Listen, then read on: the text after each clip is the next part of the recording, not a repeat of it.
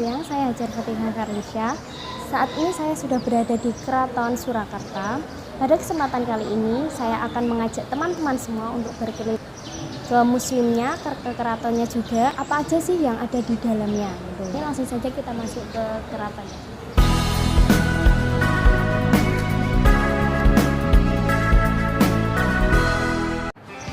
Setiap tempat pasti memiliki peraturan masing-masing. Terlebih, keraton merupakan tempat bersejarah yang harus tetap dijaga dan dilestarikan kemurnian budayanya. Sebelum masuk Keraton Surakarta Hadiningrat ini, pengunjung dilarang memakai topi, kacamata hitam, sandal, celana pendek, dan untuk perempuan tidak boleh memakai celana panjang. Bagi pengunjung yang memakai celana pendek dan perempuan yang memakai celana panjang, maka dipersilahkan untuk memakai kain yang sudah disediakan di keraton. Kemudian, pengunjung juga tidak boleh memasuki area terlarang. Pengunjung boleh mengambil gambar maupun video. Halaman keraton ditanami pohon khas atau pohon bangsawan atau biasa disebut pohon sawo becik Manilo. Pohon ini memiliki arti sarwa becik. Pohon ini sudah berusia 200 tahun dan harus berjumlah 77 atau dalam bahasa Jawa pitu-pitu yang memiliki arti pitulungan dan pitunjuk. Apabila pohon mati maka ditanam lagi karena sebagai pelengkap jumlah. Halaman keraton dulunya merupakan rawa-rawa. Untuk menetralkan dari rawa-rawa, raja mengambil pasir dari laut selatan. Karena dulu banyak pengunjung yang mengambil pasir ini demi kepercayaan masing-masing, maka sekarang di pohon dicantumkan dilarang mengambil pasir karena apabila terus-menerus diambil, maka pasir bisa habis.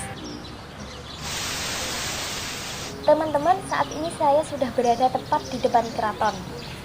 Keraton ini merupakan rumah raja yang bernama Pendopo Agung Sasono Sewoko. Pendopo ini merupakan bangunan paling mewah di masa Pakubuwono ke-10 tahun 1893 karena 40 tiangnya terbuat dari emas 19 karat.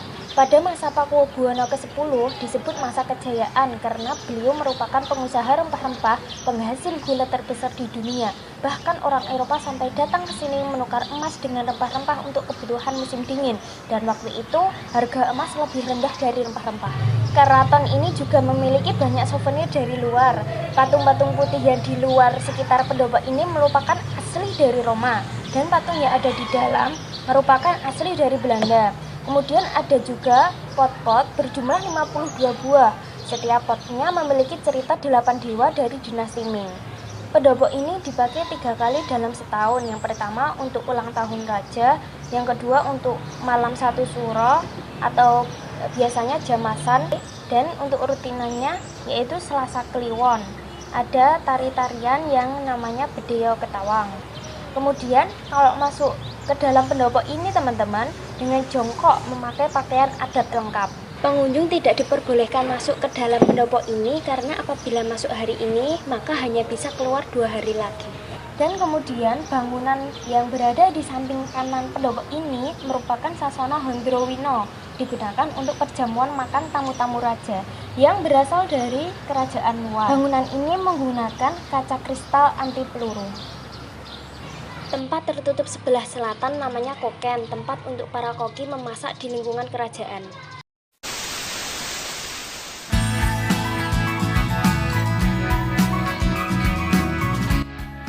Pada ruangan pertama ini terdapat foto-foto raja yang pernah berkuasa di Surakarta. Selain itu ada juga beberapa kursi peninggalan dari Raja Pakubuwono ke-4. Ruang kedua berisi arca-arca peninggalan zaman dahulu.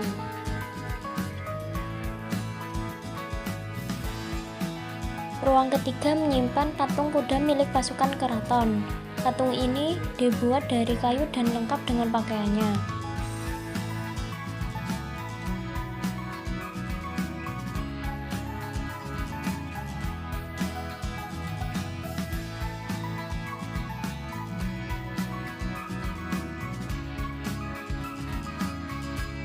Ruang keempat merupakan ruang pengantin keraton.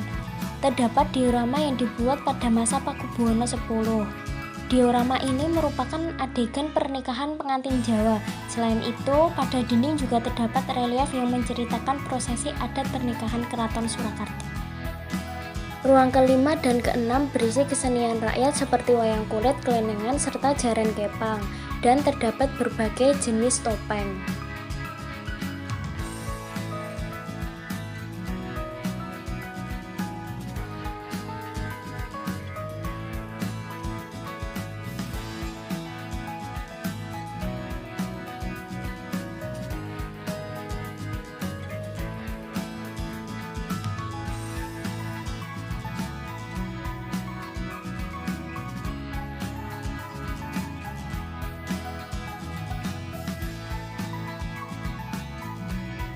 Ruang ke-7 berisi berbagai macam alat yang digunakan saat upacara, seperti bokor, kendi, tampan, sumbul, kencohan, dan perhiasan. Ruang 8 dan 9 merupakan ruang alat angkut tradisional Keraton Surakarta, seperti tandu dan kereta raja.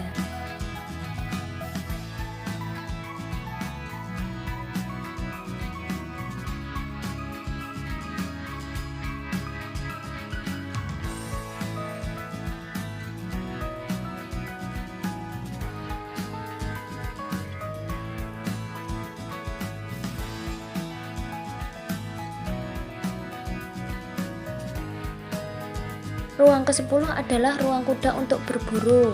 Di dalam ruang ini terdapat diorama yang menceritakan pertemuan Pakubuwono VI dengan Pangeran Diponegoro. Pada ruang ke-11 ini terdapat senjata-senjata seperti pedang, perisai, keris, panah, dan tombak.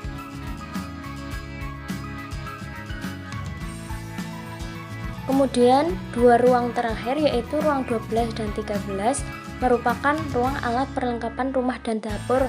Di sana ada mainan anak raja dan juga ada alat menanak nasi. Saya akan mewawancari narasumber. Beliau adalah pemandu di keraton ini. Dia sudah bekerja di sini selama bertahun-tahun, sudah lama sekali. Langsung saja kita ke narasumber. Terima kasih Pak sudah meluangkan waktunya untuk bisa diwawancarai.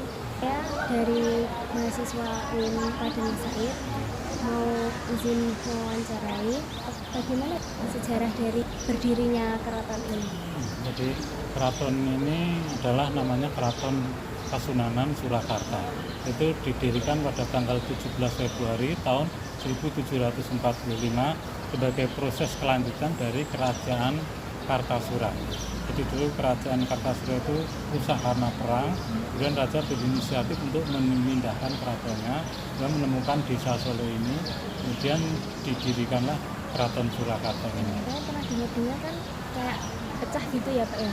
Nah itu pecahnya itu gara-gara apa? Oke, jadi setelah Pakubuwono II itu memindahkan keratonnya ke desa Solo tahun 1745, itu terjadi perang saudara dengan Pangeran Mangkubumi selama kurang lebih 10 tahun. Kemudian berakhir dengan perjanjian damai yaitu perjanjian Giyanti, yang itu salah satu isi perjanjiannya adalah dibagi duanya keraton Mataram. Jadi pecah dengan keraton yang namanya Keraton Yogyakarta. Itu karena perjanjian Giyanti tahun 1755. Jadi Yogyakarta itu artinya dari Surakarta, atau Pangeran Mangkubumi yang bergelar Hamengkubuwono I itu adik dari Pakubuwono II. Kemudian pecah lagi dengan Mangkunegaran. Jadi 2 tahun kemudian ada pergolakan Raden Mas Said, itu berakhir dengan perjanjian Salatiga. Keratonnya dibagi 2 lagi dengan Pura Mangkunegaran. Tahta dari atas terus ke bawahnya itu dari anaknya atau saudara? Jadi memang ada tradisinya itu enggak anaknya. Tapi pernah jadi Pakubuwono VI dulu perang melawan Belanda, kemudian dia singgah di Ambon. Waktu itu ada pamannya Pakubuwono VI yang menggantikan karena belum punya anak. Terus kalau cara melestarikan alat-alat pusakanya itu gimana? Jadi ini dirawat oleh abdi dalam yang sudah ditugasi oleh raja. Jadi keraton ini memang kepunyaan dari raja, semua dilakukan oleh petugas-petugas dari keraton. Terima kasih Pak sudah meluangkan waktu sekian. Oke, sama-sama. Sekian informasi yang dapat saya sampaikan mengenai Keraton Surakarta dan museumnya. Apabila kalian ingin mengetahui lebih lanjut tentang Keraton Surakarta, dapat langsung datang ke keratonnya dengan membayar tiket 25.000. Sekian, saya Hajar Fatihah Karisya, pamit undur diri. Terima kasih. Selamat siang.